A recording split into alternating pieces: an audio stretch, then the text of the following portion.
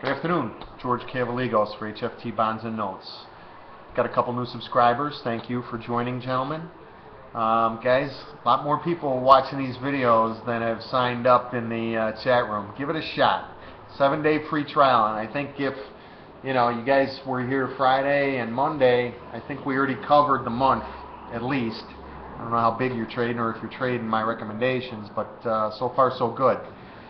Let's move on. Inside day, corrective trade, obviously difficult. Corrective trades are very difficult. Made a little bit of money on the buy side this morning, and been in and out of a couple errands, and now I have to leave for another errand. It's income tax time, but the market's selling off here a little bit. I think we've got a little bit more corrective trade to do, and I'm kind of surprised we haven't done more. Auctions start tomorrow with the 3-year note, Wednesday's the 10-year note, and then Thursday's the 30-year bond. So, the market's come off a little bit here. We're holding right now in the 10-year, the old highs at 132.28, kind of an important level. I think we can overlap that by a little bit, and I've got some equal swings measurements off the highs down at 132.25. So I'm kind of watching that. Maybe we'll get a little bit of reversal action down there where you can try a long trade. The bonds were a lot higher than that level. The old highs in the bonds are way back down at, 146 and some change. I want to say 146.05 or something like that. I can't remember off the top of my head right now, but got a long way to go there. Some of the Elliott wave stuff, if you look at that equal swings off the high, C equals A at 147.12. We just traded 12. We're trying to bounce. Not a lot of oomph in it. And I think with Chairman Bernanke speaking tonight at 6:15 Chicago time, maybe that'll just keep us sitting here near the lows. Some of my studies are pointing towards a test of 146.30 to 147 even. I could see that. And some stuff starting to pop up down around 146.23, 146.24. That's the first fib retracement, I think. So I'm watching these support levels for any kind of reversal behavior. It's kind of early though.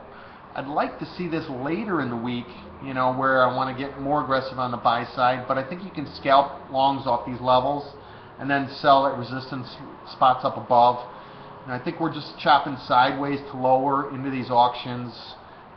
Typical trade into the 30-year auction typically is when you want to buy it, buy the 30-year auction, and 24 hours later, I forgot the odds. There's some ridiculous odds since the since the Treasury went to monthly bond auctions. I think if you bought the bond auction on Thursday and sold it 24 hours later on Friday, I don't think you lost money more than once. It's crazy. Who knows? But whatever. We'll see what happens here. We're just trading these ranges right now on the upside. There's pick levels on the upside here. I would say that 147.29 to 148, even the highs in the bonds, are key. And on the 10-year note, we haven't been able to get much above this 133.05 plus to 133.09 plus zone. I don't think we'll get above there until we get past these auctions. So kind of just trading these small ranges, scalping the market. We scalped a couple ticks out of it this morning. Probably could have scalped it on the downside here again, but I think we're setting up another little long down here. But like I said, I got to run to the accountant, and then I won't be back, hopefully by Chairman Bernanke's speech, and I'll be back in the chat room probably around then. So that's it, guys. Good luck. Be careful. Trade small.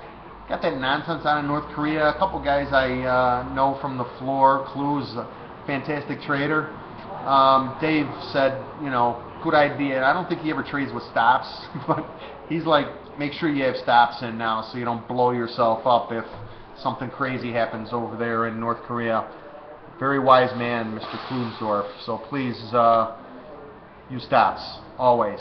Have a great night.